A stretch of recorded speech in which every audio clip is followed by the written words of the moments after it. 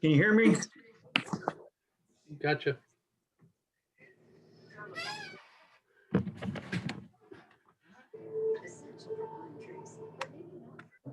Hey, Corey, how you doing? I'm doing good. How about yourself? I'm good. You ready for this? I guess we're as ready as we're ever going to be. All right. We'll give everybody a few minutes to kind of get going here.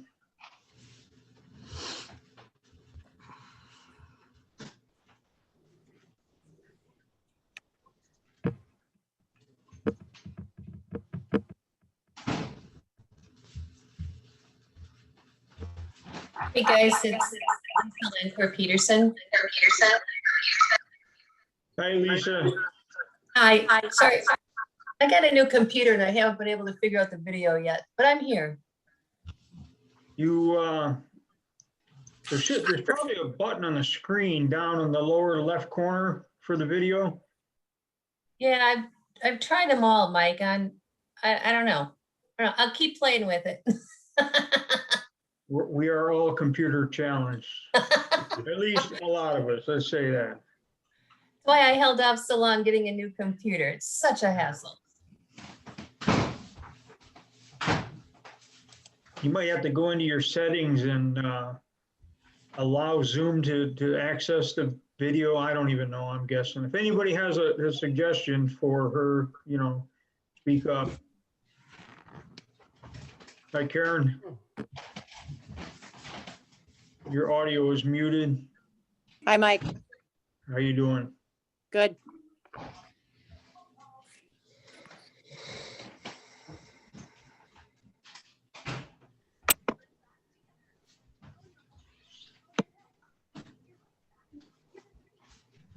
Hello, Fred, Aaron, Mike, Patricia, Roger.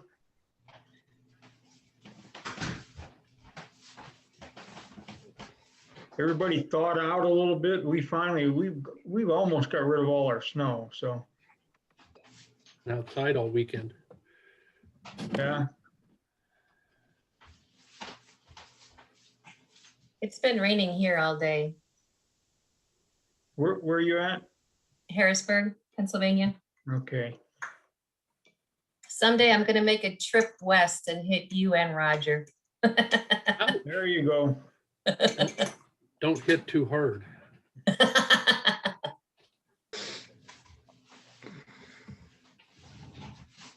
got my order from Heritage this week. Finally, they wanted to ship it 2 weeks ago, and that's when it was scheduled for, and it was like 5 degrees here, so we moved it, and then it even got colder. So then finally they moved it the week of 21st, and weather cooperated, and so I got as usual from them, really, really nice stuff. Got it all healed into a pile of potting soil, so it'll be content there until sometime in April.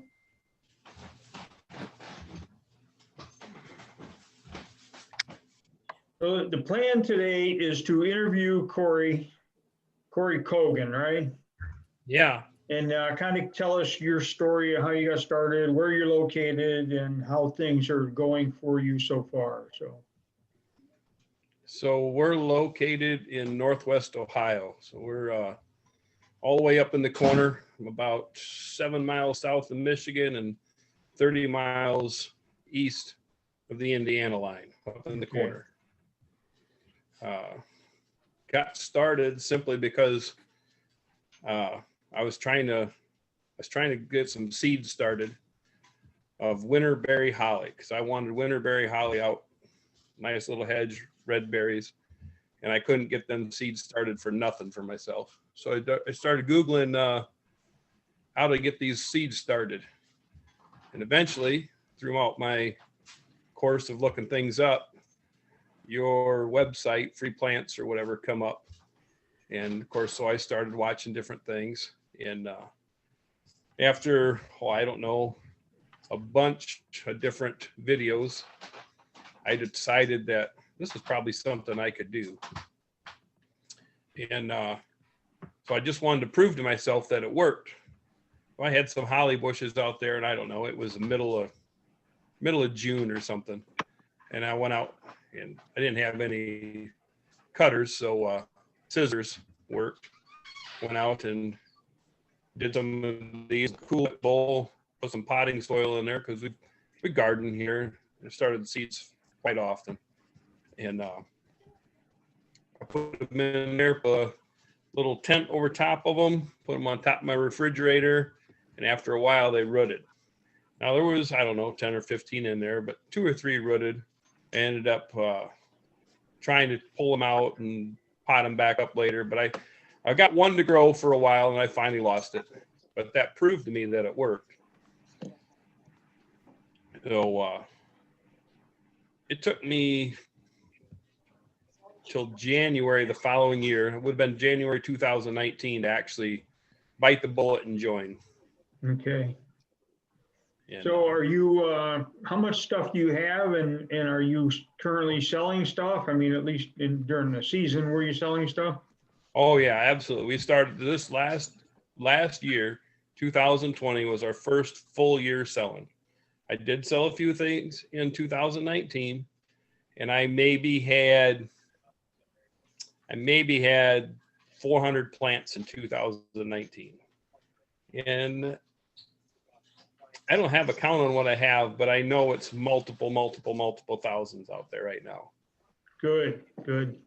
And a lot of that happened simply because things took off so well this year that we started buying stuff instead of buying 5 or 10 or 15 off the board. I started buying from wholesalers, buying 25. Well, that day wasn't enough. So then it was 50s and that day it wasn't enough. So then I started buying hundreds.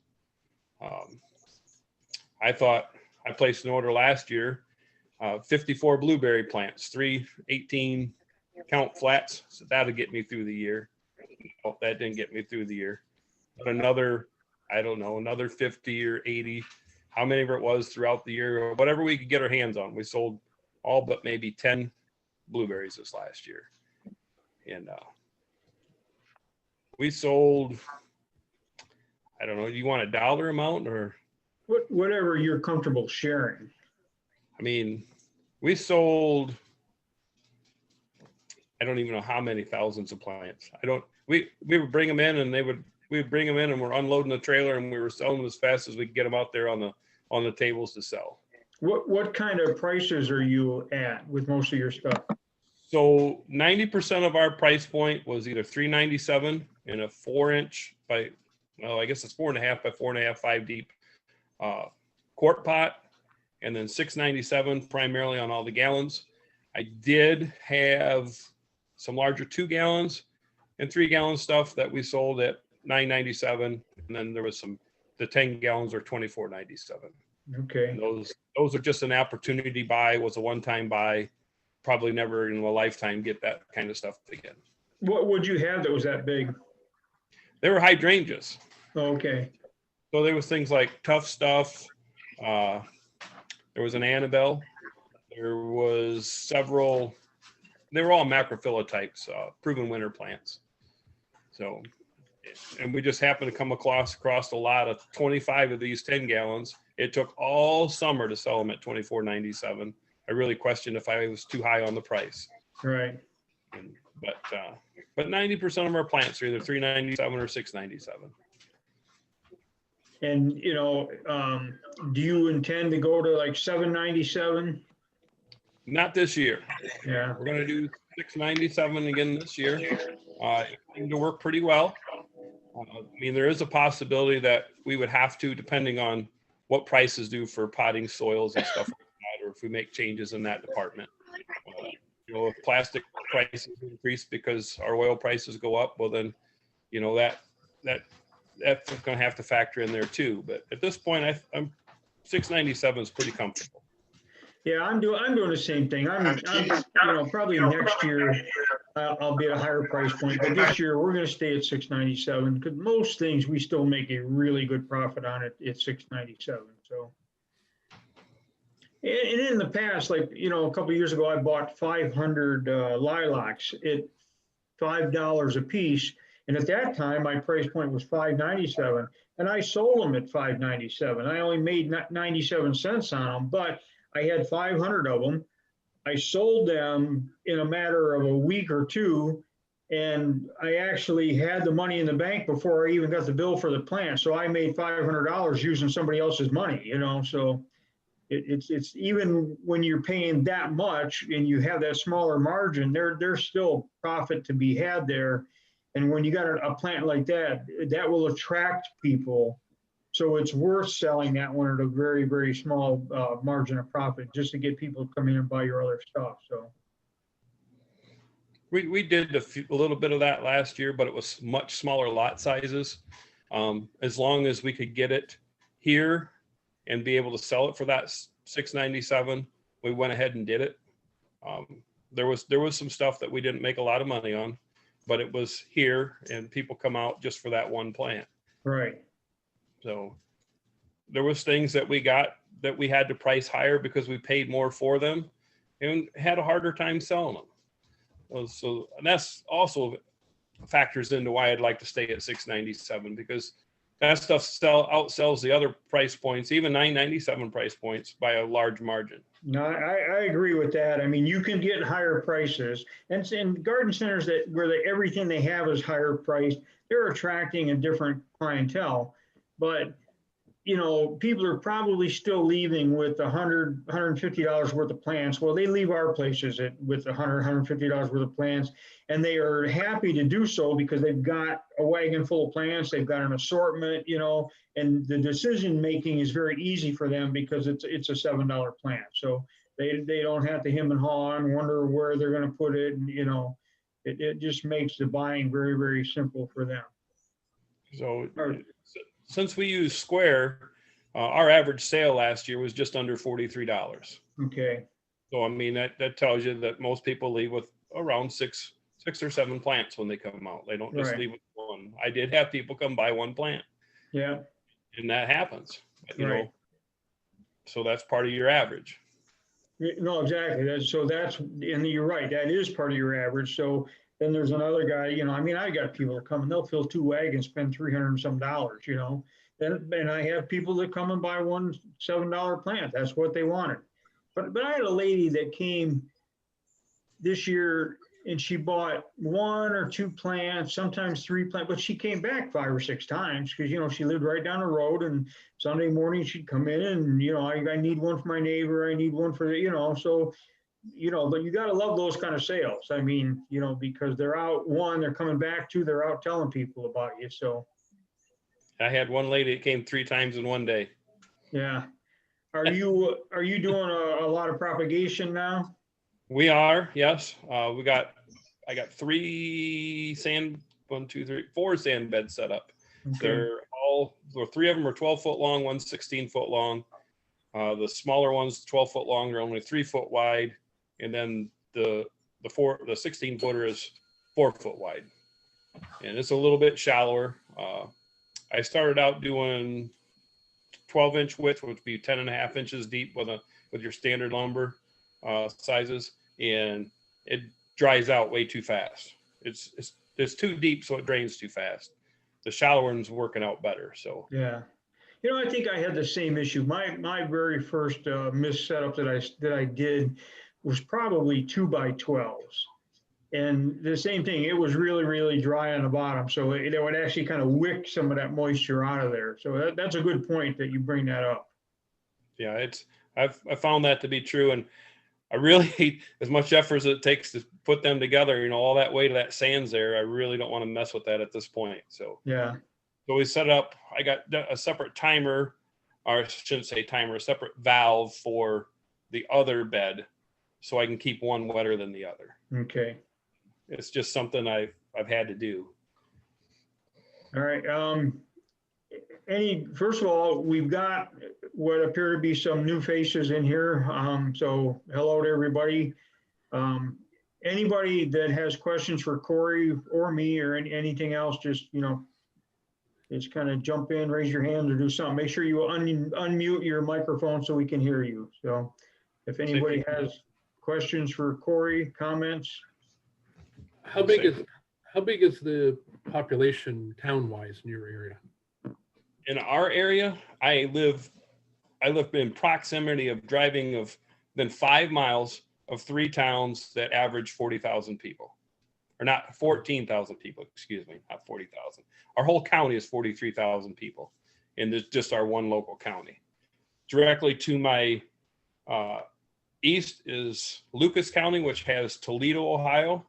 Toledo, Ohio, they give you an idea. I don't know what their population is, but one buy-sell board or buy-sell group in their marketplace has over 100,000 people in it. Yeah, Toledo appears to be pretty big to me. Yeah. So like when I put out my 50 mile radius for Facebook advertising, I've had people come as far away as Detroit, Michigan.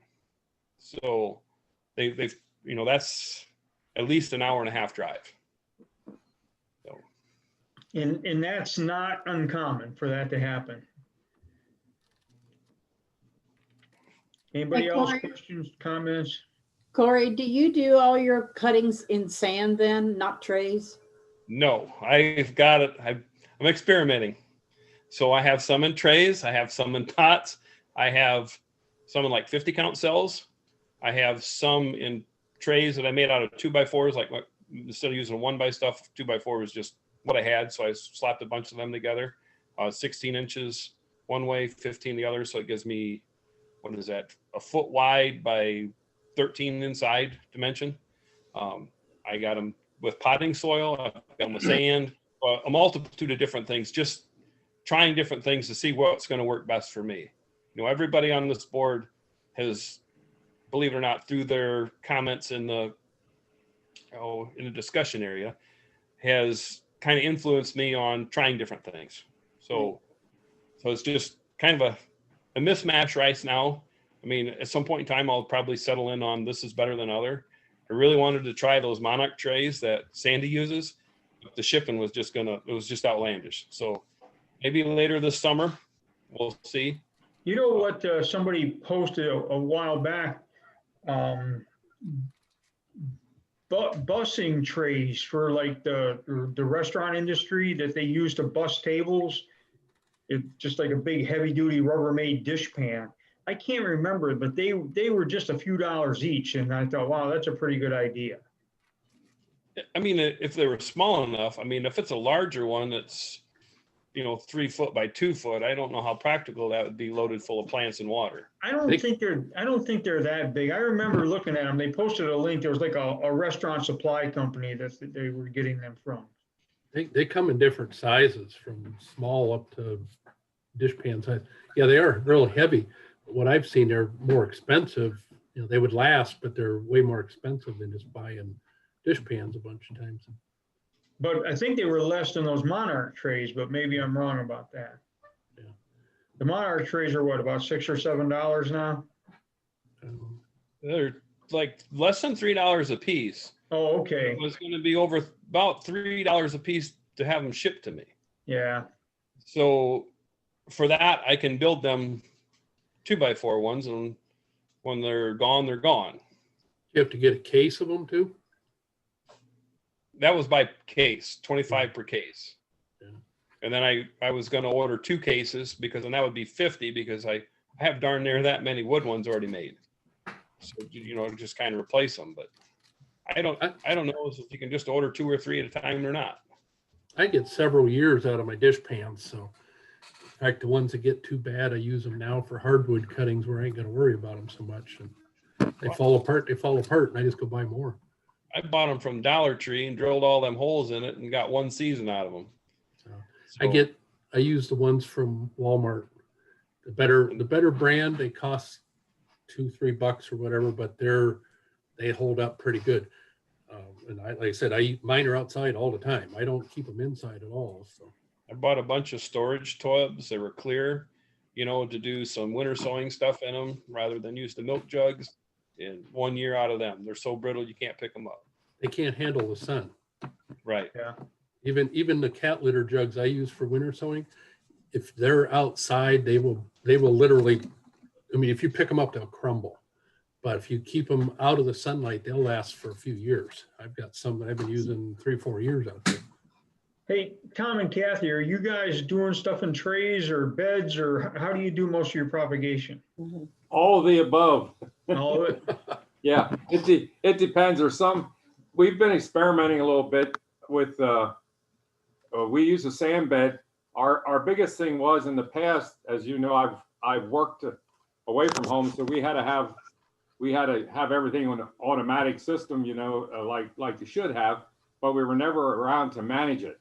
So we decided in the sand bed was the best way to go. We lost some because sometimes some were too wet, sometimes some were too dry, but we lost some. But however, it averaged out that we could get plenty of plants for our sales.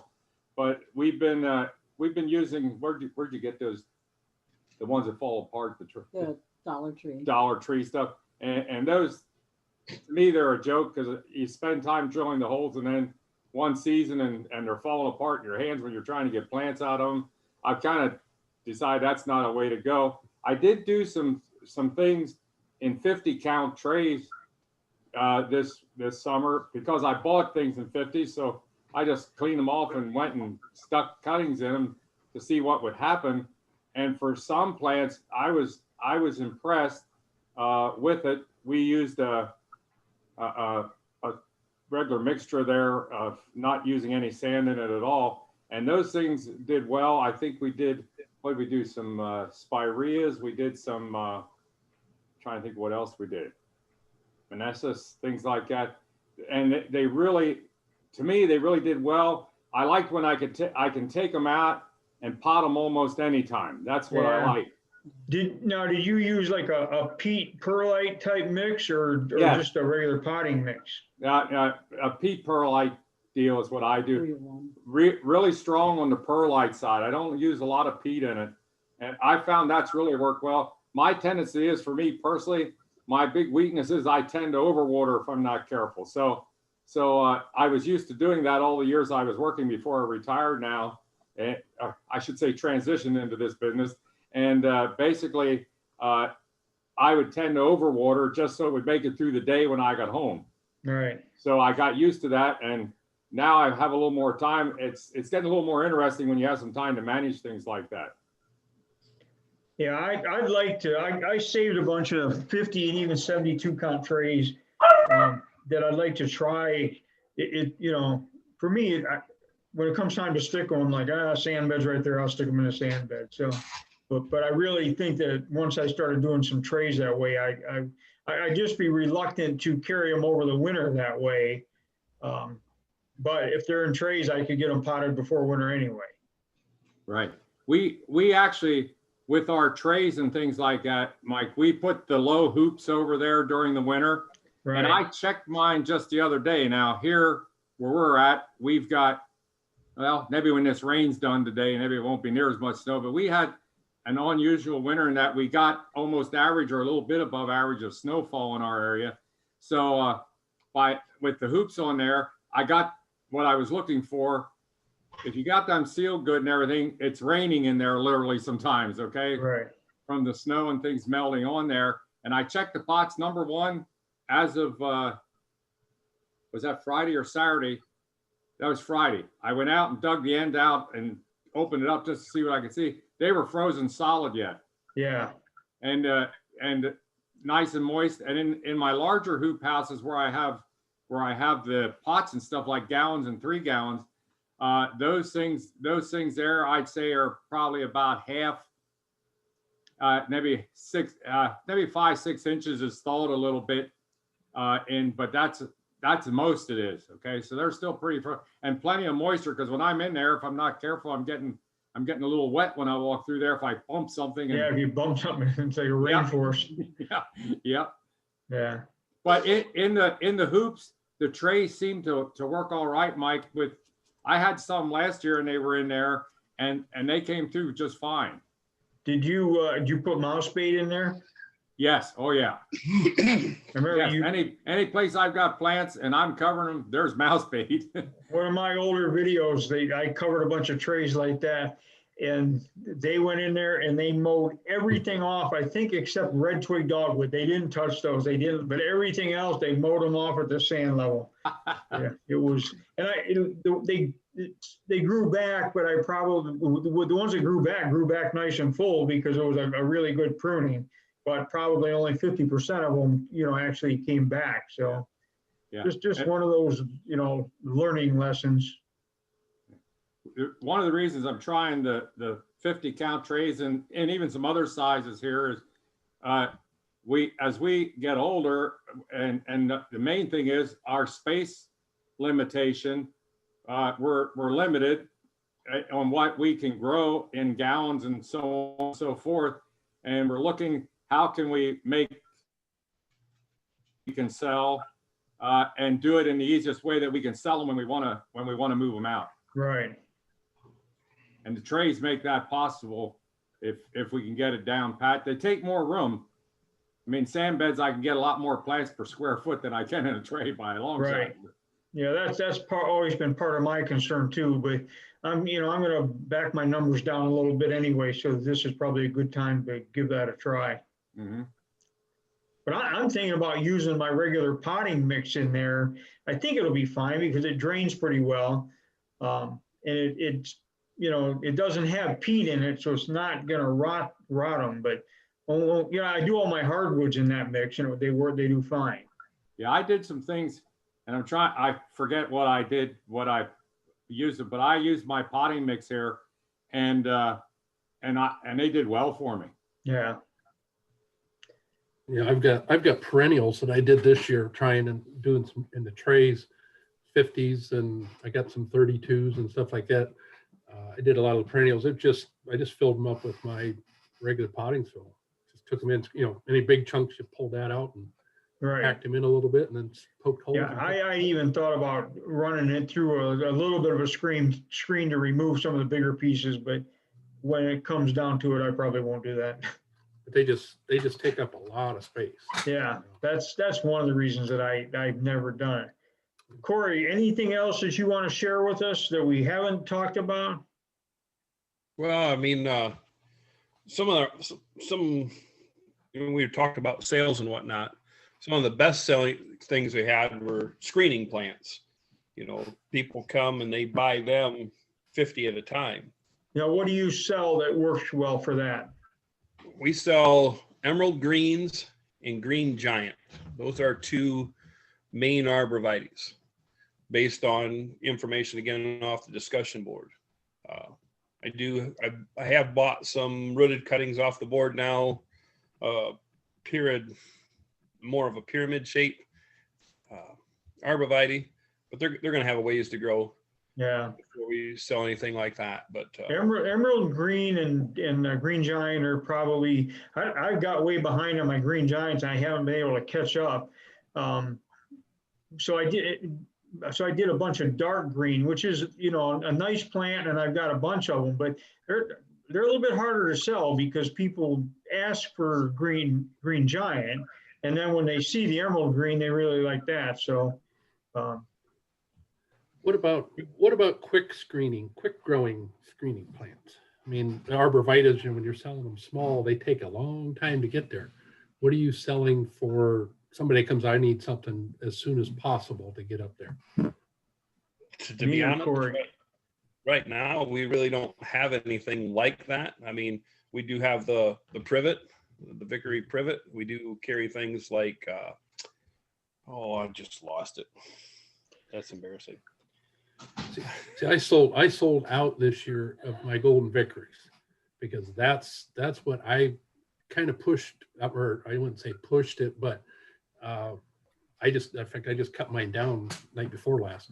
I've got 3 that they grow out. If you let them go, they get some pretty good size in short order.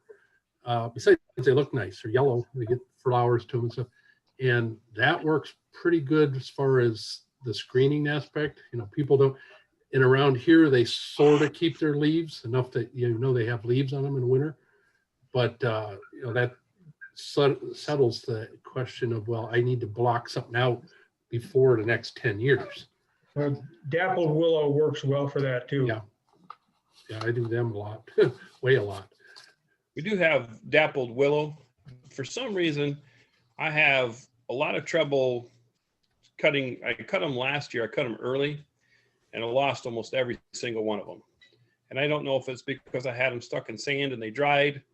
So this year I've left them on the plant themselves, and we're going to wait here probably till the end of March and cut them. I just checked them today. They're still alive. being on the mother plant. So that's a good thing because last year they didn't make it this long. I think that's a problem when you do your hardwoods too early. It's too cold for them to root, but it's not too cold for them to dry out if they're in sand or something else that can dry out relatively easily. I've been doing my hardwoods right at the end of March for the last couple of years, and it works really well for me, including Annabelle's and Dapple Willow and Purple Sand Cherry, all kinds of things. Like all those things actually work really well for me. So I just cut my big dappled willows down yesterday. I cut them down to about 4 foot size, and I just I did about 70 long tree forms. I just did them today right before I come in here. But yeah, mine are cut down now. I just got to go around with the hedge trimmers a little bit and trim off all the thin growth on them because I get them down before so they get bushing out in the spring with all their color. yeah. Anybody else questions for Corey? Questions for anybody? Corey, Comments? what kind of advertising do you do? We've done everything on Facebook. Everything. There's been that and the word of mouth. That's what it's been. So I've done paid advertisings. I tried to do the boost post things, and if I would watch that, you can see how many people are seeing that or interacting and whatnot. And that was not a good use of my money. So we've just been doing the paid advertisings. I did have some trouble with getting ads out on time last year. And for whatever reason, sometimes they would go through within an hour. Sometimes it might be 2 days. Yeah, so it was kind of hard. You really got to give them almost 2 days because you never know. Now, when you boosted the post, were you targeting the audience at all, or like by radius or anything like that? I was using that, and I was using the marketplace, and the marketplace ads were being seen more than the boosted posts. Just boosting a post. See, I used to do a lot of regular paid advertising. I'd go through the ad manager and build off the ad that way. But then last year, I would just do a small post and drive them to my inventory page on my website. But when I boosted it, they gave me the option of using my saved audience. So I had an audience that was 25-mile radius from the nursery, age 32 to 65. I don't even know if there's any other criteria in there or not. But those are two really important things because sometimes if you boost it, they'll show it to the whole world, which does you no good at all. So I think that's one of the reasons some people suffered with trying to do paid advertising because they weren't getting them focused down enough. I'll agree with that because the first boosted post that I didn't realize you could do that, or it didn't give me the option. People from California and Florida were responding. Right.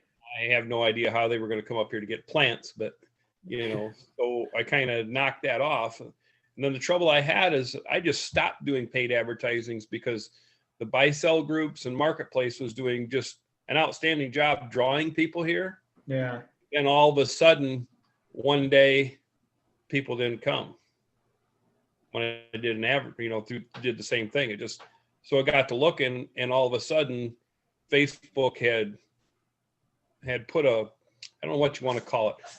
People weren't seeing my posts. Even the marketplace posts were hidden. You couldn't find them. Huh. And then I couldn't find them.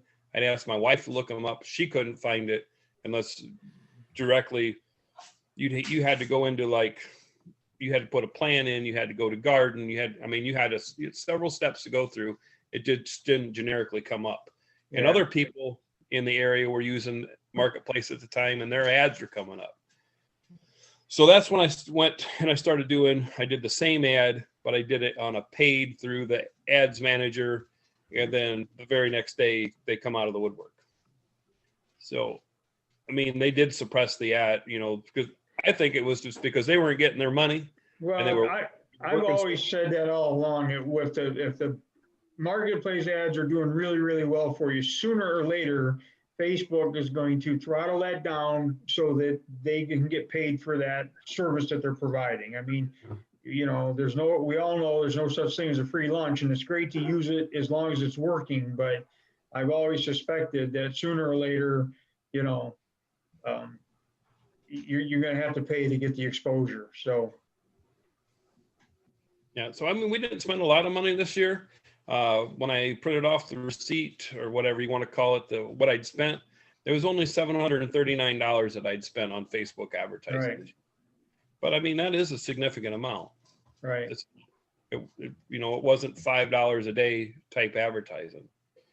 I think I was doing like $20 a day most of the year because I just used a different approach because of COVID. I didn't want to have, you know, a zillion people here all at one time. And that worked so well that I just continued to do that. You know, I would budget a post for boosted at $20 a day for 10 days. And then when that ran out, I'd do it again. And I'm trying to think, I think I spent $2,400, but I'm not sure. Hey, So, Corey, yeah. early on you said that on your Facebook ad, you did a 50-mile radius. I'm just wondering if that's what most of you guys do with your Facebook ads, that radius? I only do about 25. I mean, it depends on what's in your area. I mean, you have to look at a map and see, you know, 50 miles from me, that would take in Mike, that would take in all the way, it's all of Erie County for me. And people around here, they're not going to necessarily, there's a lot of things between there and here. But within 25 miles of me, the lake is 12 miles north of me. And like Mike always says, there's not many fish that come by plants or even use the internet that I know of. But, and it doesn't help increase the south. But my biggest customer base is within 25 miles south of me. That's where most of my people come from. And that's a two-part answer too, because I do 25 miles, but like Roger said, he's 12 miles from the lake. I'm probably a mile from the lake. So when I do a 25-mile radius around my nursery, I'm getting double the concentration in the area that's got actual people in it, because like Roger said, you know, the fish have a terrible internet connection and they're not that interested in landscape plants. So I'm getting a really tight concentration. So in your, you know, the other question is how much are you spending? If you're only going to boost the post for, you know, let's say a relatively small amount of money, then you might as well stay with a tighter radius, because you're kind of spreading that out. You know, it's kind of like trying to put way too little jelly on your toast, you know, I mean, so I will do 50 miles sometimes if I'm really maybe grasping a little bit more. I don't know, but for the most part, I think I've been at 25 miles for a long time now. But if you live in a very rural area, you may have to go 50 miles to grab any kind of population. So all those things are a consideration. The other thing to consider too, like in my case, I don't do the paid Facebook ads on account of the fact I can't handle the crowd here.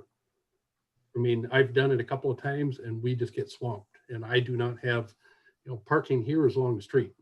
Like I've said before, I get parking on both sides of my street, makes one lane through, and this is too busy of a street for that. You know, we've been lucky so far, but I don't need a hassle to have that. I can do just fine with the groups, and I get people here, too many really at a time for me to handle, but I'm right in town. You know, I have no parking, I have no lots available. If you've got the parking and you can drive the people do it, park handle like that, the Facebook stuff will drive them nuts and get them there. If you've got the right ad. Just because you put an ad out there, if it isn't right, it will not attract attention. Yeah, the truer words have never been spoken. Yeah, Lisa, we do the opposite. We only go like 15 miles out, just basically because we're in a more concentrated area, and we just move that we live in a town called Lidditz, and so we just move it left or right, depending on if we want to go east a little bit or west a little bit or south a little bit, and just stay within that 10 to 15 mile radius.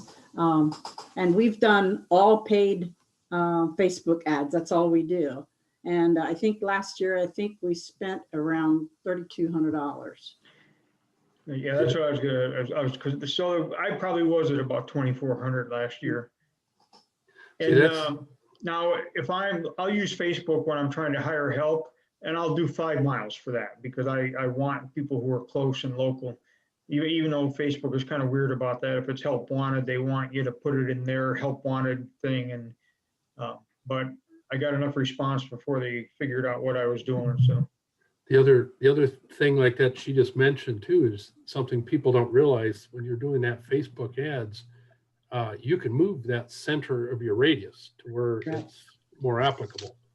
I was wondering about that. For me, there's, the towns around here have got a handful of people in it, and nobody does that much. I got to get out. Erie is the biggest town around here, and that's 20 some miles away. But that's where the main garden centers are. My people won't drive out here from Erie, but they will drive 20 miles, but they'll drive 50 miles from the south to get up here with no questions.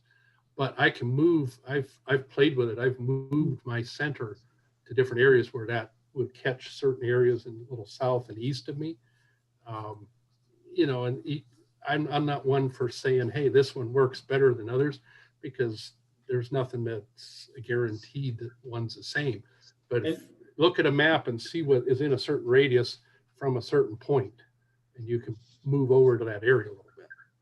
another consideration is when you do that, if your ad is well done and it's appealing, a lot of people are going to tag their friends. You see them tagging their friends. Hey, how about a road trip? So, and then I think back when I was doing like budgeting $250, $300 a weekend with a paid ad, that ad would get shared like 232 times sometimes. So, that is expanding your radius whether you want it to or not, because people are sharing it with their friends so people from all over are seeing it. So there's a lot of ways that you get leveraged without even trying. Craigslist. Most importantly, make your ad appealing. Craigslist works real well for me because for this area, I post in 3 or 4 different Craigslist sites. But for here, we have Erie, which is the Erie area. And then there's one in Meadville, which is the next big town south of me, that covers an area, but there's nothing between that area and the Pittsburgh one. So if anybody's in between there in that, say 50, 60 mile area, if they'll look in those Craigslist and they come up here from that. So I get way better, in a way I get a lot of response from Craigslist as I do on Facebook groups, because they're limited to this area. I don't target the areas like that. Is a different kind of buyer, and sometimes you find connoisseurs and people who are more plant lovers maybe. So it's definitely not over and done with. Craigslist is still worth doing, and I don't do it near as often or as well as I should. So and I use the same ad. I put the same ad on my Facebook groups as I do in the Craigslist. A lot of people come up, if I get them from a distance, I have a really good idea of Craigslist. Once in a while I ask if they don't say. That's where the distance ones come from. all right, while we have some time, why don't we hear from some of you guys that are just kind of hanging, and especially some of the new faces. Andy, Riley, Karen, I know you're not new, but I don't know that you've been on here recently, have you? Tracy, have you been on? I haven't been on recently, but Okay. one I have to say about the marketplace and Facebook groups, like garage sale groups, I usually put my ads on about 11 a.m. And I found that works the best because they're right at the top of the group still. The ad is still there because they move down so quickly. And people are on their lunch break. As soon as 11 o'clock hits, I start getting responses. The other time that I start getting a lot of responses is after 8 o'clock at night. I usually try to post them, and I do not post to all of my garage sale groups at once. I usually only post to like 2 or 3 because most people are on, like 10 different garage sale groups. So if you put them all on at the same time, they're all going to move down the list really quick. So I put them on like two groups, and maybe half hour, 45 minutes later, I'll add a couple more groups. So you're always more toward the top of the listings. And that works really well for me. Now, I'm going to add to that so that people don't get confused, because you're doing like a buy sell group or garage sale group Correct. where you can put your ad up there and it gets seen immediately. And what Corey was talking about, and Tom and Kathy and I do, if you're boosting a post or doing paid advertising, Facebook has to approve your ad. After you get it all said and done, you hit the finish button, and then they're like, okay, your ad is waiting for approval. And that can take 24 hours or more. So that's the difference. If you're doing a paid ad, you have to get it out there earlier. But by the same token, I used to do my ad for the weekend. I would do it the night before I close, so that people had plenty of time to plan their day tomorrow and maybe formulate a road trip with friends or whatever. So there's a lot of different strategies too. Another key to add to Karen's point there, like with me, I'm in, I think, almost 60 different groups that are in basically a 3-county area around here. And being a member, when you're a member of those groups, if somebody posts an ad, you get notified if you're here. And a lot of people are in many groups. I mean, so it's not like, oh, there's 10,000 in this one, 2,000 in this one. A lot of those are the same people, remember. And so when you get a notification, you might get 10 things that, oh, the same thing is posted in those 10 groups. When I get them, that kind of is a turn off. So it's another thing to why not do a whole lot of groups at one time. Because that one person maybe in 5 or 6 of those groups you just posted to. And that can drive people to file a complaint about your posting too, however flag it or whatever they do. So those are all things to take into consideration. But I want to ask Tom and Kathy, you guys do some groups and you do paid advertising like I do. Do you see a different kind of buyer from the buy sell / garage sale groups than you do that respond to your plant, your plant sale ads? To be honest with you, we don't do any of the buy sell groups. I just never got onto it. And I know that a lot of people on the board use it, and they are obviously using it very successfully. Maybe I need a lesson in how to do it, but we basically just do the paid advertising, and we do some on Craigslist. See, I'm like you. I messed with the groups a little tiny bit once or twice and didn't get a great response. And I just don't have the patience. I'd rather, put some money behind it and just, wait for the ad to get approved and wait for the customers to come in. But that was kind of my point, is because, I've always said that there are plant buyers and then there are garage sale people, and they are different animals. And there's a little bit of cross-referencing there, but a plant buyer is going to come, they're going to travel a lot farther. They're going to come with purpose. They're going to be looking for specific plants, where the garage sale folks tend to be more bargain minded. And in my opinion, sometimes a little bit harder to deal with, but that's just me. Yeah, we don't, with the garage sale thing, I'll give you an example. 2 things here. One is when garage sale people, if they drive in our driveway to pull in our yard there, most of the time you'll see them goxing and looking. I call it goxing, looking around, kind of a Dutch phrase around here. And they're either going to get out of there and they look around quick. And if they don't see something that they think is really cheap, like, oh, there's no plants for $1, they're gone. And also we see a lot of traffic. Our place, we're in our front yard. We're not in the backyard, we're in a front yard. And the road goes right down by our front yard. You can easily see our large sale area there. And you can see them, and they're driving and they're almost going on the wrong side of the road. Garage sale people are always looking in. If it looks like it's an organized thing where there's a set price, they keep going. And we see that all the time. Now, the plus thing going on this thing is, when you do the paid advertising, we have gotten into more master gardener groups by someone who came from a group, came here, saw what we had, what we're doing, that we've got plants that aren't just the newer type plants, but we've got some old style plants here. And boom, all of a sudden they say, we're going home and we're going to put this out to our group right away. And they do. Some people say that and don't do it. And they do. And it's amazing the amount of people we get in here that come from that type of thing. And to us, that's that word of mouth thing. Like you said, when so many people are on your thing and passing the word with it, and we ask people to do that in a lot of our ads. Right. If you could really help us out, we're just a mom and pop operation here, could you help us out? Boom. People do. And there's a lot of people want to. And it's amazing how many people are loading their pickup trucks, their cars when we're having a sale here. And guess what? They're on Facebook and they're actually filming their babies they just bought. They call them babies. And they say, look what we got here. Boy, you got to get out here. And they say our name and our address, and they're here till 5 or whatever. And bang, they're putting the word out. We get a lot of that.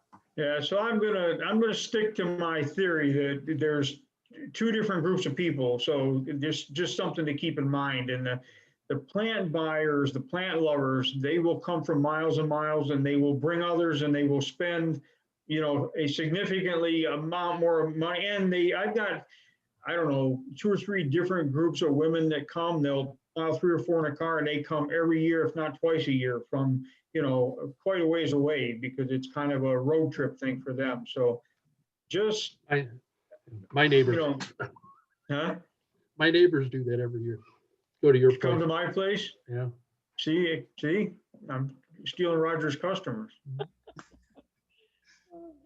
How far apart are we, Raj? 50 miles? It's about 50, depending on how you go. It's 50 miles exactly. We share a lot of customers, and I send people to him if they're looking for something that I don't have. So, and when Neil used to be in retail, I used to send Neil people all the time too. I mean, in years past, when I first started, really, like in 2013, 14, something like that, if you got on Craigslist, like for Erie County in the Craigslist, a lot of times there would be Mike's ad, my ad, Neil's ad, and Nottingham's ad would be 1, 2, 3, 4 right together.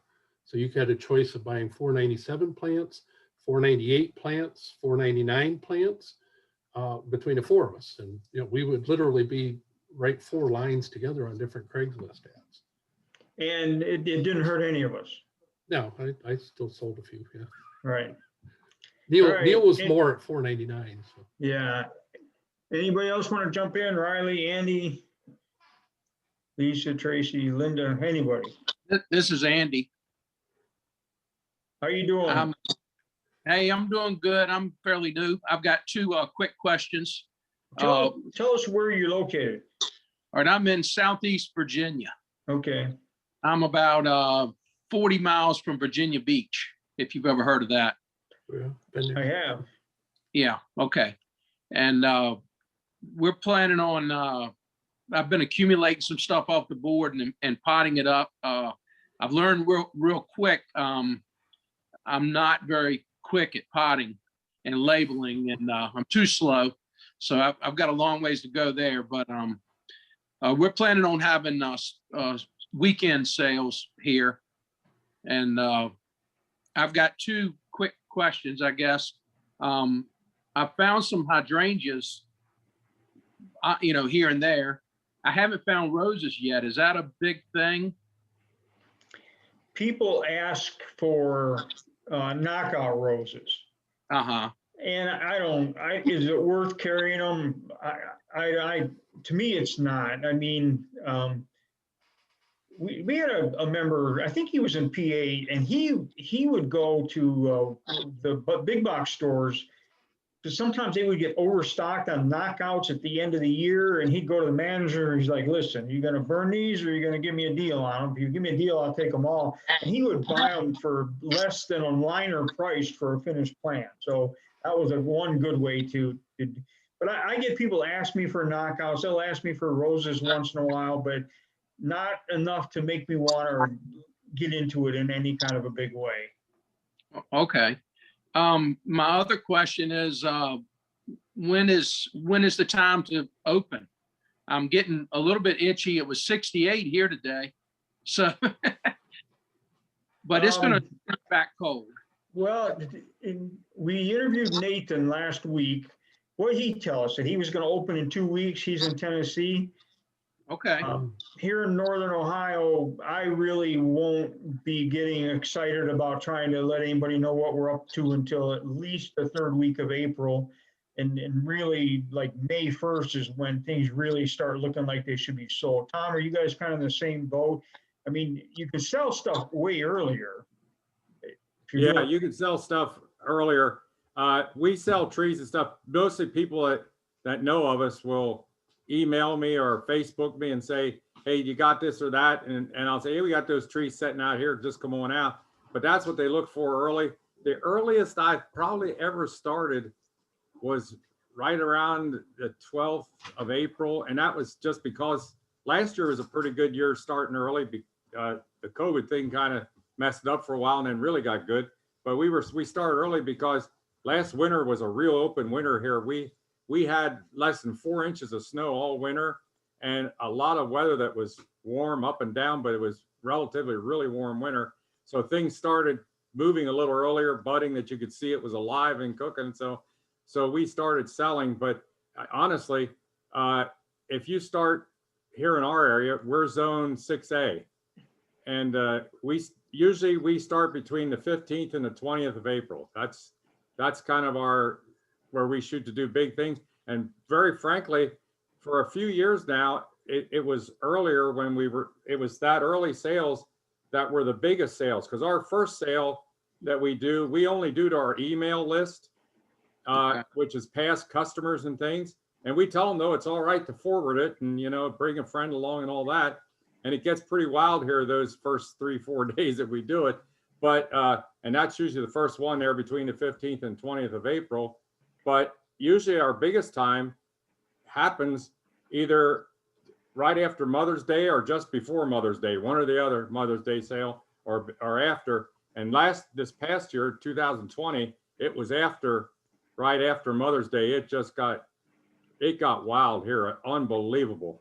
Yeah, that's really when it really heats up, and then it'll kind of start slowing down when you get close to Memorial Day. But you don't want to wait until then. Some people say, "Oh, my stuff isn't." It doesn't need to be leafed out to sell it. That's why you use bench cards. And people, once like a 68-degree day, that's enough to get people's blood flowing, and they're going to want to be outside doing stuff. So even snowing. I've had sales and it's snowing and people are still buying. They want to get them because they know they can get them then. And they're not going to plant them yet, but they get them. They know you got to get them while they're there. So that's anything else, Andy? No, I really appreciate it. Right. Thanks, everybody. If something comes to mind, just jump in here. Riley, Okay. you want to jump in? Sure. Yeah, so last year was my first year Wait as a minute, licensed. You're too young. You're not allowed to be in this group. Yeah, I'm 19. Are you really? Yeah. That's awesome. I'm just kidding. Did you see the interview last week with Nathan? Yeah, I did. I watched it on YouTube. I Yeah. missed it when it was live. I'm sorry, Yeah. I interrupted you. Go ahead. Yeah, last year was my first year with my nursery license, but I've been a member of the board for 3 years, I think. So yeah, I sold exclusively through the buy and sell groups on Facebook, and I had pretty good results. I think Where are I you sold about located in- $2,000 worth. Yeah. Where are you located and what are you selling in the buy-sell groups? I'm in Eastern Oregon, like right on the border of Idaho, and I was just selling like gallon shrubs and perennials, like most of you guys. Is there anybody up by you that does a lot of Japanese maples that you can buy, like grafted maples, rare stuff? So in my area, we're actually in a high desert climate. So like the Japanese maples and that stuff's on the other side of the state. So we don't really have a whole lot of those where I'm at. Okay. Well, good for you. I mean, I really get excited to see, people your age, like Nathan was 18 when he started. What did he tell us last week? He's 28 now or something, but, he's doing amazing things and I really look forward to see where he's at 10 years from now. So, and same thing for you. Don't hesitate because, you probably figured out by now that there's a market for what you're doing and Yeah, definitely. And a lot of people that came, they didn't think that I was the one that had the plants. They thought it was my parents. So that was kind of funny. But yeah, they're all surprised. But see, they love that too, though. Once they Oh, yeah. make that connection, because they're just in awe of what we do in general, and then to see a young guy like you doing it, that's really got to, kind of set them back a little bit. But That's good proof that you don't need a college education to learn and grow plants well either. Yeah, absolutely. yeah, that's well, I mean, we get people with horticulture degrees who are kind of retraining themselves to figure out how to do it profitably. So, Tracy. Riley, what made you decide to do plants? Did you grow up loving plants? So I actually got started because I was kind of fascinated with like hummingbirds and stuff. And then I found that, plants are really expensive at the box store. So I wanted to get them cheaper. But then once I kind of started researching and stuff, I actually found that it was really enjoyable. So I got into it more. And then I found Mike's website and then kind of went off from there. Good for you.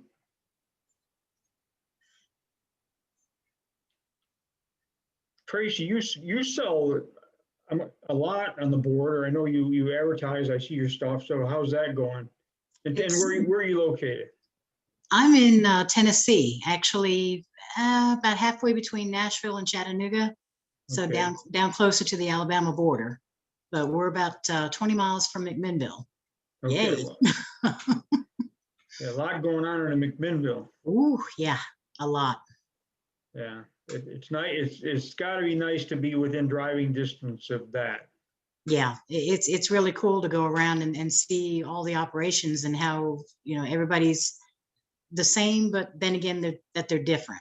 Right. And we're doing your loading the Ferris wheel. I've got cuttings going, younger plants that hopefully they'll be up and going good enough to sell this year, and bringing in also plants that they're ready to go now.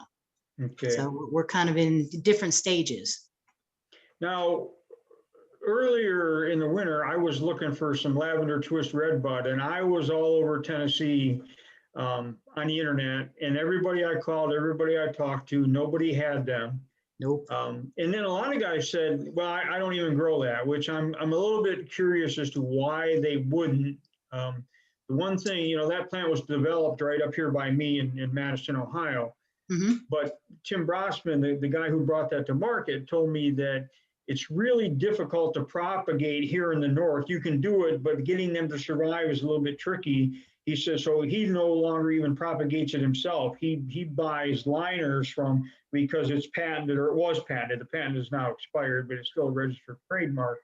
But he buys whips from his licensees in the South. Mm-hmm. So if you're in the South, that's a great plant to do. If you ever consider something like that, and Tim's a great guy to work with, unlike some of these other companies that I won't name that have patented plants and they snub their nose at you. They don't even want to talk to you. A friend of mine had a full-blown wholesale nursery, and he contacted one of these big names, and they're like, we got enough growers, we're not interested. But Tim told me one time, well, actually, I think it was one of our members, I told him to contact Tim because he was from the South. And he contacted Tim. He's like, well, why don't you go ahead and propagate it? And then when you get good at it, let me know and we'll talk about a license or whatever, And I think the royalty is only $1. So that's something that you could probably do a big quantity on. And you might not even have to do the budding and grafting yourself because there's a ton of people down there that know how to do that. Yeah. I would definitely, everywhere that I've contacted so far, and even, looking on availabilities, out of stock. Yeah. And there's a guy pretty much right next to me that used to do a lot of crab apples and some fruit trees and stuff. He would put the rootstocks in the field, and then he would hire a couple from down around McMinnville, a guy and his, I think, either girlfriend or wife, and they would come up here and then they would go out in the field and they would bud his plants for him. And I've never seen human hands move so fast in my life. He could bud a plant in mere seconds, and she would come back behind him and wrap the rubber band in seconds. Wow. It was an amazing thing to watch. And of course, they were working piecework, probably $1 a piece, but they were probably making well over $1,000 a day because they were fast. So What are you doing, sweetie? Anyway, that's just something to explore anyway. Yeah, definitely. We're looking into it. Just have to find who has them. And then somebody, one of our members a long time ago said that they found a bunch of lavender twists at a really, really cheap price. And they seemed really small. So I said, well, go find out. And here they were coming out of a tissue culture lab, which is fine, but they have to be handled differently, you know, because with your tissue culture, you're getting this little tiny plant that's not, you know, it's like a test tube baby. But that's a good way to, you know, if you were to perfect that a little bit, you could do large numbers and not even have to do any budding or grafting. Yeah. Just ideas. There's so many different ways that you can go and things you can do. So, are you selling retail as well? Yep, because we're right during the winter time. Well, it's still winter here, even though, you know, like Andy, we were in the 70s today. And the last 3 or 4 days, we've been way up there in temperature. So I've been outside potting up because a lot of the stuff I got last year, I just kind of grouped together and healed them in together in one pot. And now that it's been so warm, it's like, uh-oh, I got to get all these, you know, separated out and go ahead and pot them up to get ready for the retail side. But we're in a neighborhood. And so we have to do the plant / yard sale. Okay. In order just to keep things right, you know, in the neighborhood. So we'll have, you know, 3 or 4 tables of little tchotchke stuff out in the front yard, and then the rest of it is all the plants. That's what we did last year, just to test the waters. Yeah. See how it would go over, and it went over fantastic. I mean, Good. Fantastic. So, I'm always excited when I hear that because, you know, so many people that are thinking about this are like, and I think one of the biggest things that probably everybody goes through when you start growing these plants and you got 5 and 10 and now you got 500 and 1,000, then you're like, is anybody really going to buy this thing for me? You know, so Yeah. it's great to see that people really will, you know, and are excited to come and buy your plants. mm-hmm. Yeah, we're so looking forward to spring, and you know, I'm kind of like someone else that was talking about opening earlier. We've got tulips. I don't even know why, but we decided we would try some tulips, and the only place we could find the bulbs last winter this winter was Color Blends, and of course a lot of their varieties, they were sold out. Yeah. So we kind of got the leftovers, so to speak. So I just stuck 3 bulbs in a gallon pot.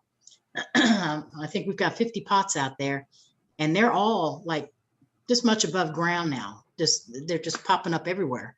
So it's like, well, okay, do we go ahead and start advertising now? You know, even if it's just the tulips. I would, especially if they start to bloom. I would get a picture and put it on Facebook, and because people, they're done with winter and they're done with COVID. They're done being locked up. I mean, they're looking for a reason to go do something somewhere. Okay, yeah, So, we may have to do that. You know, Nathan does a lot with bulbs like that, you know, so. Okay, may have to do it a little bit earlier then, see what happens. Yeah. Fred, you want to jump in here and tell us what we don't know?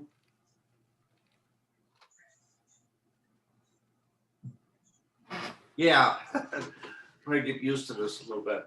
About 12 days ago, we had 21 inches of snow on the ground here.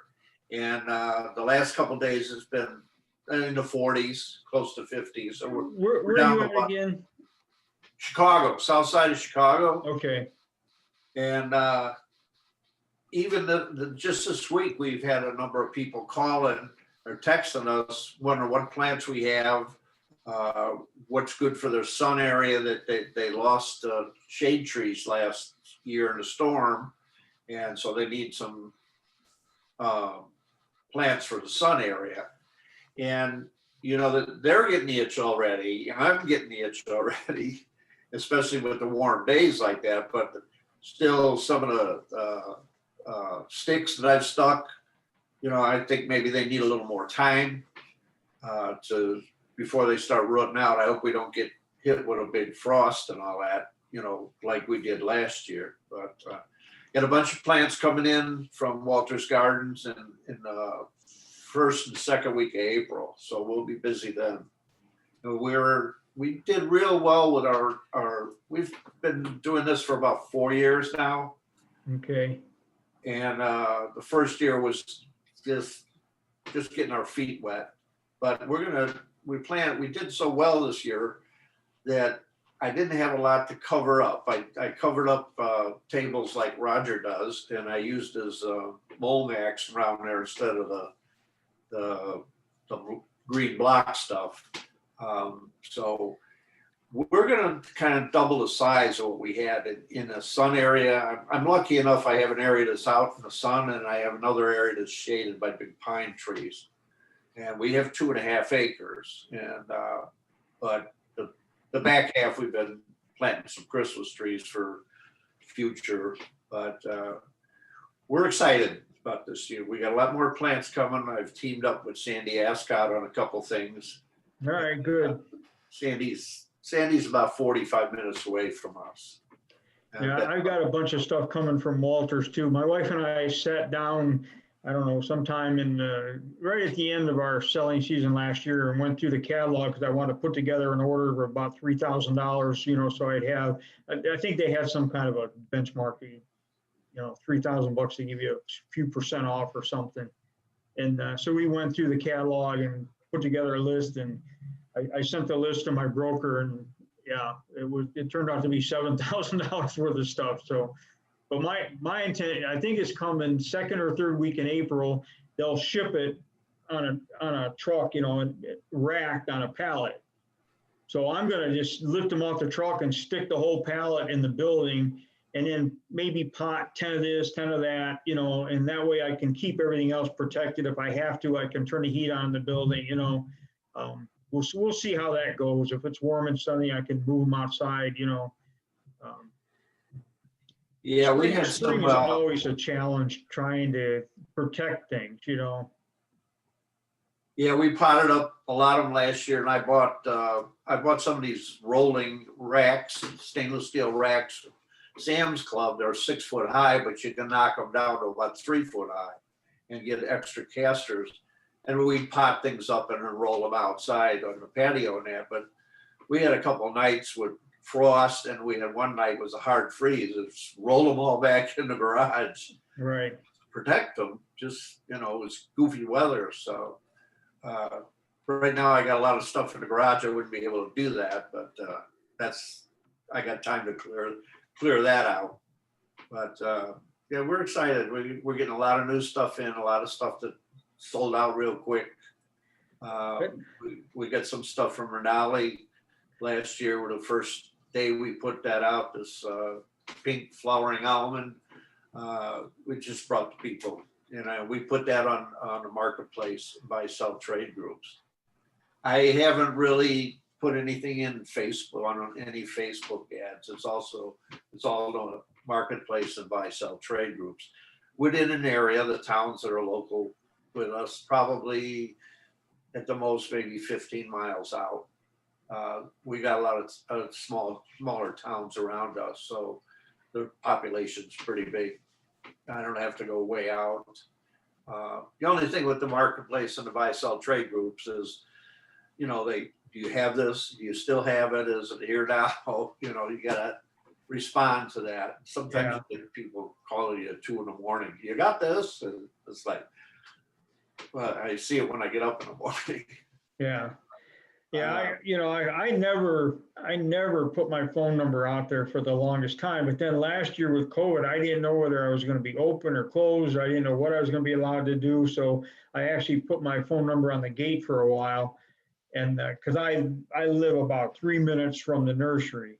But, we'd be there all day and finally dead tired, go home, and 30 seconds later, somebody call up and want to buy some plants. And I'm like, I just came home, I'm too old to be running back and forth. And yeah, so, and then I had some lady call me last week, and she just saw my contact in her phone. She didn't know who it was, so she decided to dial it, which, and I was fine with that, but, that can be pretty inconvenient, because it's not, that's my personal phone. I don't have a business phone. The business phone, I wrapped that thing in bubble wrap and I put it in a box and I mailed it to Dustin. I'm like, here, you answer the phone. He's in Texas. So With the buy-sell trade groups, that's all text messages. yeah, So, you get a text, but you got to text them back all the Right. time. But it's worked out, I mean, could be an easier way, but it works fine. well, in time, people are just going to come on their own to see what you're doing, what you got going on, and then they kind of figure out what your routine is. So, Well, with the texting with the COVID last year, they were saying, when can I pick this up? And we were saying, well, we're here Friday, Saturday, and Sunday from 10 to 2 or 10 to 5 or whatever it is. Or, during the week, if you want, we could make an appointment. But basically, we're doing weekends, 3-day weekends. yeah, And when we got into we had a lady that lived down the street from us, and she never knew we were here until last year. And when we said we were here Friday, Saturdays, and Sundays, and because I work full-time job right now, well, this will be the last year, and my wife works part-time. But this lady, when you get into the July and August, when it's hot, there's virtually no sales, we might be somewhere, and she'd give us a call. Are you home? I'm on my way over. She was coming up like every Saturday morning to yeah, buy 1 or 2 plants, and she'd say how good this plant was doing and that, or should I plant this and that. So she's actually turned into a real good customer, and she's just down the block. But when she calls, we'll be right there, So, but it's most everybody we sell to are very friendly, very nice people. You get sitting and talking gardening and that. We get very few. Once in a while, you get somebody, well, if I buy 5 of them, how much are they? Well, they're $7 a piece. They'll be $35. What if I buy more? Nope, that's a good price you're getting right now. So. yeah. I learned a long time ago. My wife made me quit giving people discounts because I would give them a special price on Saturday, and then I would be at work, and then they'd come back on Tuesday or Wednesday, and she was there, and she had no idea what I sold them at what price. So she, the one spring, she's like, right now, you got to promise me that everybody pays. With that time, we were $4.97. She's like, everybody's paying the same price. No, I'm like, all right, I promise. First day, some guy, I advertised my sale. So at 8 o'clock in the morning, some guy pulls up with a pickup truck, and he says, if I buy 200, can I get a better price? And I thought about it for a minute, and I thought, well, first of all, I promised my wife that I wasn't going to discount, And so I said to the guy, so you know what? I said, every really, really, really nice plant that I own is out here right now. And I'm not going to have any problem selling these things. Now, if you want to come back on Memorial Day weekend, by then we will be picked over, and I'll be more than happy to work with you then. But right now, I just can't do any kind of discounts because this is a pretty small business, and we need to sell everything we have at that $4.90. It's already discounted. And he's like, all right, well, I'll still take 200. So bam, that was like $1,000 sale. And I learned my lesson on discounting. You don't really need to discount, And then there's some guy pulled in like not last summer, summer before, and I was in the hammock. It was middle of summer, nothing going on. I got in the hammock, me and the donkeys, and I'm just chilling. I'm there by myself. And he pulls in a $50,000 SUV, and him and his wife, they get around, and I walked up to the fence. I'm like, hey, got any questions? And he, no, we're just looking around. So probably about 20 minutes later, he comes back to the fence. He's like, I got a proposition for you. I says, yeah. He says, how about I take 5 for $20? And I just looked at him, and I'm like, no, I don't discount my plants. I mean, just because I'm here by myself, there's nothing going on, doesn't mean that, you get a deal. And I kind of embarrassed him a little bit, which he deserved, and he bought them. Yeah, the very first year we started this, it was hard to get traffic. We're on a dead end street, unincorporated area, but and we had a few sales, and so one Sunday the kid across the street was going to the flea market and asked if I wanted to go with and sell my plants, and cost me $25 for a space. So we loaded up his truck with my plants and I went to the flea market. That was the last time I went to a flea market to sell plants, because you got people that came up. Well, they're $6 a piece. If I buy 3 of them for 12, would you sell that? You know, you just get tired. No, you know, they're $6 a piece. That's it. That's exactly what I was talking about, though, the difference between the flea market garage sale person / Right. the plant buyer. Right. It's a different person. Yeah, and the people that come now to come to see our plants and they come to buy our plants, they know what they're getting. And they say, well, these are this much, and the proven winners are more because they're proven winners, you know. Yeah. So, but all in all, everybody, we've become very friendly with everybody, but we've quite a few friends from just this business. And Right. there's times my wife was out. We had a couple out. It was 9 o'clock on a night. We're out there with a flashlight, laying plants out on the lawn because they had an area they wanted to do, and so she set everything out. You know, so odd number of plants. You want 3, 5, or 7. That's landscaping and that, and she's good with that. And they left, like I say, 9 o'clock at night. We're out there with flashlights. And here you go. But it's quite interesting, and we both enjoy gardening, so Good. relaxing.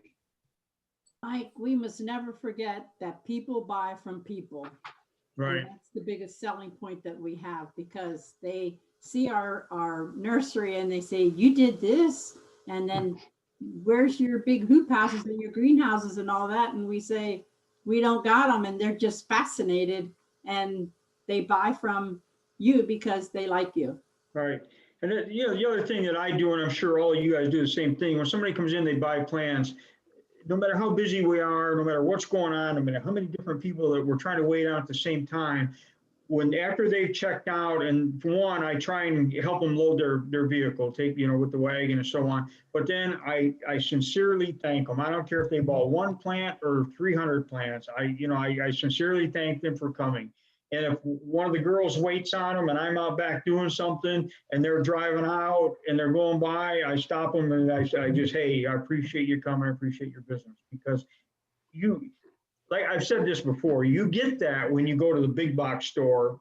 People thank you, but they do it robotically because they've been trained to say that. It's not because they don't do it with any degree of sincerity whatsoever, and it comes off that way. I walked into one of the big box stores. I won't even rat them out, but it was early in the morning, and they must have had a company meeting that morning, because I ran into, there was hardly anybody there, but I ran into about 4 or 5 different sales associates as I made my way through the store. And every single one of them was like, good morning, how are you today? And I'm like, fine. Well, after about the second or third one, I realized that they just got out of a training session and they're obligated to do this, and it's obvious. It's just plain obvious. And, God bless them for doing what they're. You're right there. I'm listening to a video. So The other point too, when they're leaving, I make sure they have several cards, Would you, for handing out, family, friends, neighbors, spread it out, because that spreads worse or faster than the advertising does. Right. And it's those little things that you do that people remember. That's why, and shame on me, because when somebody leaves, I should be getting their name and address and immediately fill out a thank you card and put it in what's it going to cost me? 50, 60 cents. Nobody does that. Absolutely nobody does that. So that's something that really every single one of us would benefit from doing, is just, send them a little thank you card. It goes such a long way. So, but however you thank them is important. That's a good idea. One of the things we have when people come, they ask if we have a greenhouse or we grow things in a greenhouse. And I just tell them, I don't grow anything here in a greenhouse. If I can't grow it in my yard, I don't want to sell it to you because you probably don't have a greenhouse. If I had to have something to bring in the winter time. Right. I think we all get the same questions. The People are rose looking there for, will grow in your yard. yeah, they're looking for a greenhouse, and then they're like, well, what do you do with them during the winter? I'm like, I leave them right where they're at. They've been there all winter, so we sell tough stuff. We don't sell sissy plants, Right. People that, yeah. One thing I picked up from Sandy with the hydrangeas, the big leaf hydrangeas, the Max, they don't do well here because the frost kills the bugs and all that. And Sandy's got a word for them. She calls them the stupid hydrangeas. So, and I said, I have some, I've moved them, tried to get them to bloom, sun, partial sun, everything. She says, I'm just going to dig them up. They just a green bush. And she said, no, leave one so you can point out a stupid hydrangea to somebody. Right. So Somebody's downstairs. Oh, crap. The thing around here, especially summertime, selling it back like I do, people spend as much time looking at the plants I have rooting in the mist area and growing stuff because that fascinates them as much as actually looking at the plants. So many people that, I want to keep that separate in my sales area, but the people they love the fact that, wow, you actually can do this and with what you're starting with. I always tell them, well, that's most of it. My magic wand I keep separate, but you can get to see kind of what happens. Right. I just let them that, but they'll just watch, and sometimes they'll get sprayed on with a mist, but they're just totally blown away that you can actually do that with a little teeny thing. All right, let's kind of get ready to wrap this up. First of all, Corey, thank you so much. And if there's anything else that you want to add before we leave, jump in here. But I appreciate you taking the time and sharing some of your stuff with us, what you got going on. Just this is Marlene here. Hi everyone, Mike. Thank you. I'm just curious to know, or something I just want to point out. I was at Walmart recently, and I noticed that Walmart has, I think this is their brand, their garden brand, Expert Gardener. All of their plants are so dirt cheap this year. I've never seen that at Walmart. And I went to Lowe's, I went to Home Depot, and their prices are the same like we normally expect. Now I see $5, 3 bulbs in a 1 gallon container for I'm sorry, I'm distracted a little driving. Yes, for like $5. And I also see them have bulbs selling for $1 each. And I saw for Cynthia there $5.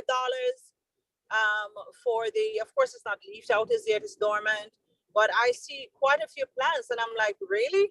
So this is Walmart and I've never seen them have this price. Then I noticed it was afterward, I just walking through the place, I noticed that it's actually their own brand. So I'm like, is this a competition this year with Walmart or what? I was just thinking to myself, is this a competition right here that, I've seen right here? Like I have my plants selling for $7 and they're doing it like for $5 when the box store is still doing there for $9, $8.99, $9.99, Well, I'm gonna answer that for you pretty quickly and easily. Number one, if you've got a Walmart near you that is selling at those prices or whatever the price is, you're very, very fortunate because one, you have a pretty big market to sell to because they're not going to build a Walmart store out in the middle of nowhere where there's not enough customer base to support that. So, number one, you're very, very fortunate. Number two,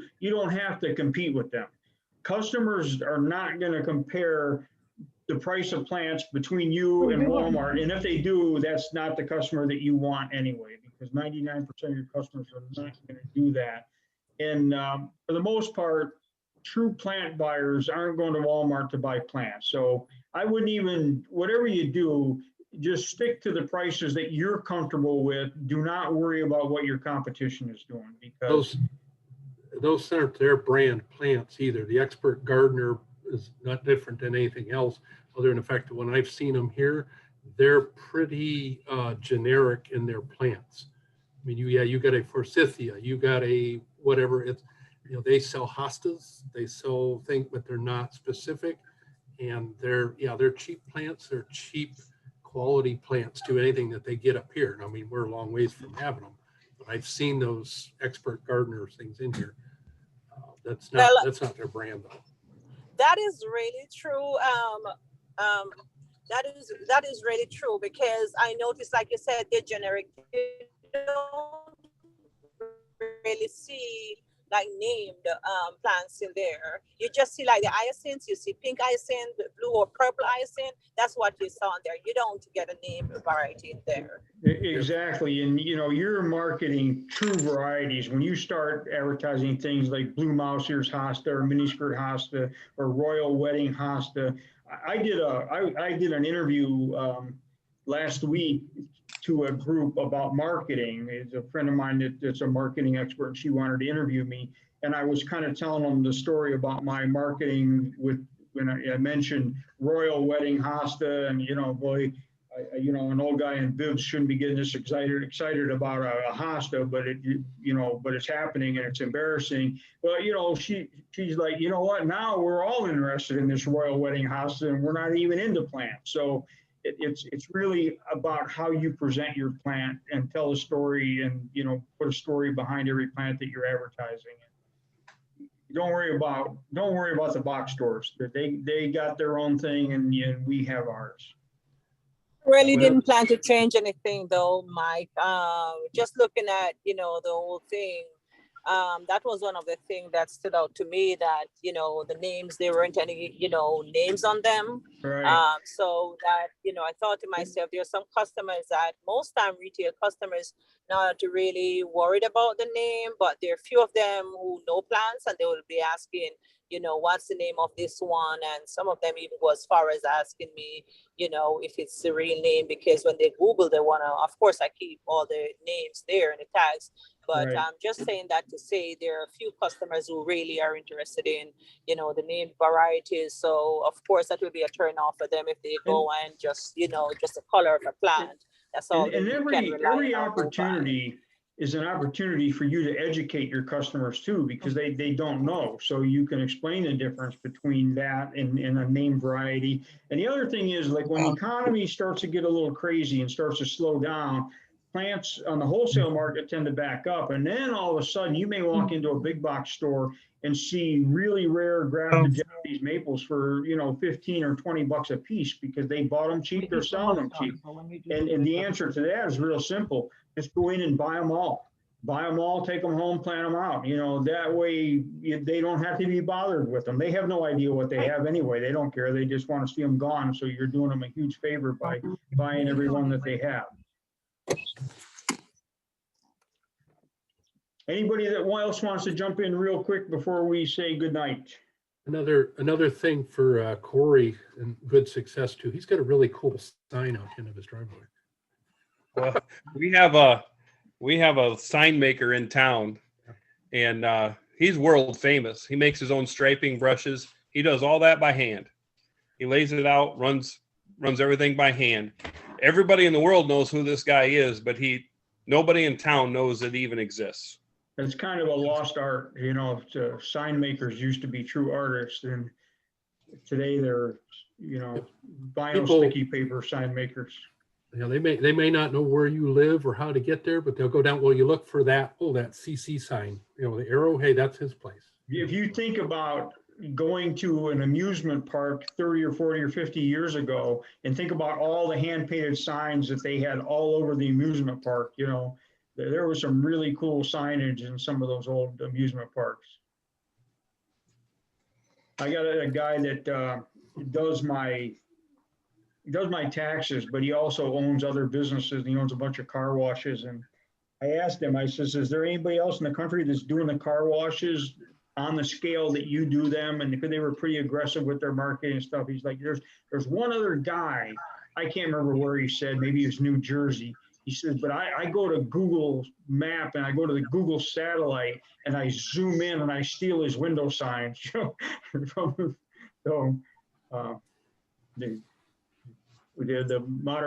technology, you can get marketing ideas without leaving home. So All right, anybody else? Quick questions, comments, anything we didn't cover? I have one quick question, Mike. On the Walter 72 count trays, I usually get them in the middle of the summer and plant them in the ground. Do they work if I would get them in the spring and pot them up? Will they grow big enough to sell that year, or do I need to put them in the ground? I put them in containers and they make up really, really quickly for me. I put them in a container, I just put some slow release fertilizer on them, and in a matter of weeks, they're looking pretty darn good, so. Do you do them in gallon containers right away, or do you go quart and then bump up? I don't bump them. I put them in a 2-quart container, so it's in between a gallon and a quart, and they make up pretty quickly in there. And my customers they want to buy them right out of the tray. And I just, we just pot them. They're like, I don't care. I want them. I want them. So Okay, I don't like doing that. That's clearly not the ideal way to do it.